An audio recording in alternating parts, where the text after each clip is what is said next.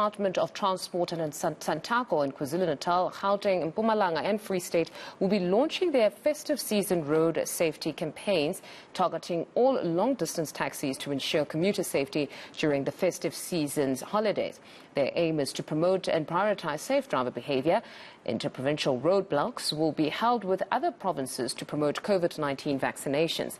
eNCA's reporters Mawande Kheswa is in Durban and Nqobile Madlala is in Centurion with more details. Perhaps to start with you, Mawande, good morning.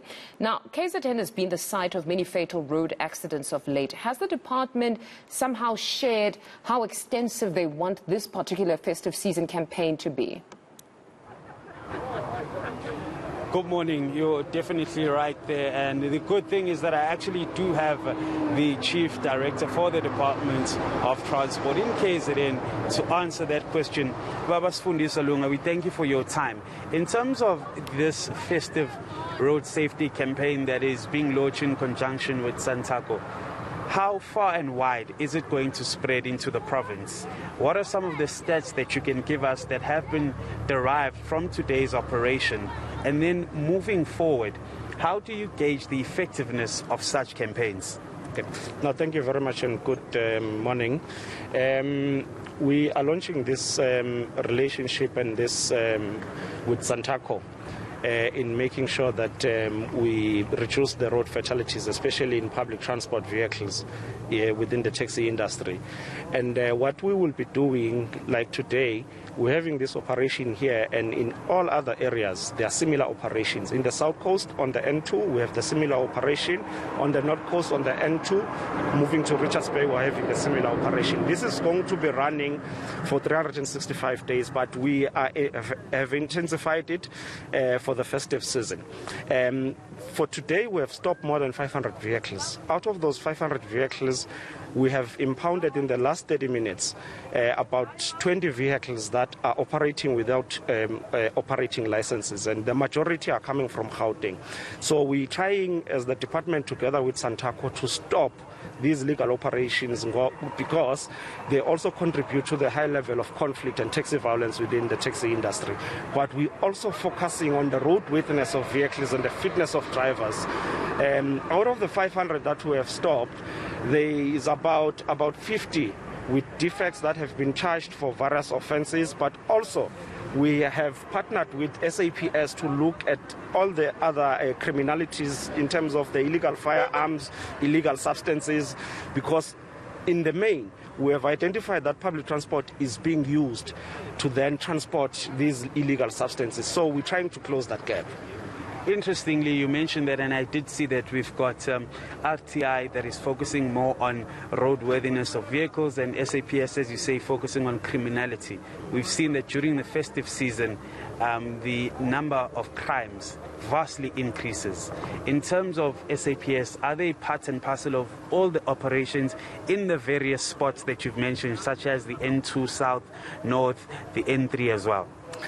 What we have done as government, we have agreed at the provincial level in the crime and prevention committee to have joint operations. You will have SAPS, RTI, public transport law enforcement, the local traffic from the municipality, to focus on different elements in terms of the legalities and so forth. So that's what we're doing throughout the province. You won't see RTI alone or SAPS alone. We will then be having these joint operations. All right. Thank you very much there for your time. We have been speaking to Baba Sifundisa Lunga, who is the Chief Director at the KZN Department of Transport. Thank you very much, Mawande. Now, Nqobile, you are in Centurion. We understand that beyond promoting safe driver behavior, the department will use their roadblocks to promote vaccinations. Can you take us through that? Well, it seems, as the minister was saying, that they are going to be indeed collaborating with all different entities to ensure that people do vaccinate. The minister was very clear, saying that it's important to be on the street and be vaccinated. He said regulations needs to be followed from all drivers, touching on the taxi industry, saying that at this point, with everybody as well who are motorists, zero tolerance is what he's saying is the way forward. said we need our rules to be a bit tighter to ensure that drunken driving is not something that is being tolerated on the road. Also just saying that the taxi drivers at this point, he's also saying that they must in fact follow those regulations. But as we stand here, I want to bring in Makosini Msibi, who's the CEO of RTMC. I mean, a great concern, advocates, as you would say, as you heard from the minister, that more numbers of pedestrians dying on the street.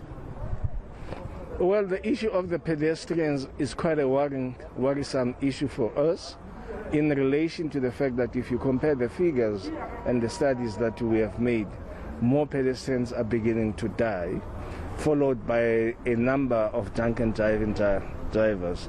But you can correlate the two, both the pedestrians as well as the drunken driving, because the pedestrians, more prominent is the jaywalking, where people have gone and consumed liquor and then crossing the roads. And the study then tells us if both the driver of the vehicle is under the influence of alcohol, chances of a pedestrian surviving if he's knocked down by that car are less than 3 times. So the focus begins to be both pedestrians as well as drunken driving. It is on those bases that you see that we have the state-of-the-art vehicles that we are launching today. And why do we launch it? And what perhaps did not come clear was the fact that it is a joint operation, because for us to have these admitted in court as evidence, we need the NPA to endorse. This has now been endorsed by the NPA as indisputable evidence that is led before the court. Over and above what we used to have, you'll recall that a number of people will then win cases on technicalities. So this vehicle records from the beginning, when we read your rights out, when we take the breathalyzer, when we take the alcohol content, putting it in the fridge, and all those issues. So there's no way that now we're going to lose these cases, because we have realized that if we intensify the processes in terms of the law enforcement, we will be good. It's unfortunate that we're only launching them today, 13 days later, because this is the 15th. We launched 13 days ago, 3 days ago, we launched the festive season.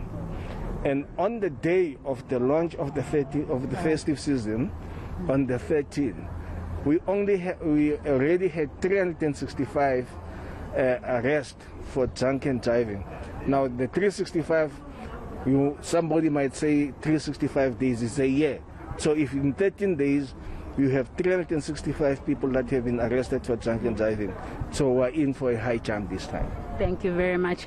Well, there you go. Simply explained, the police are going to be on the streets. RTMC says these vehicles are very important to ensure that they can take all these cases straight to court, and there can't be any points of being vague or not clear. The evidence will just be clear, and these people can be prosecuted. We're told by the minister that already over 300 people have been arrested on the streets from the 1st of December on the road for drunken driving from the 1st of December, and that's 300 people. So these vehicles already will be going in to ensure that that drunken driving is cut on the road. No, we'll have to leave it there, Nqobile. That was our reporters Mawande Kheswa and Nqobile Madlala.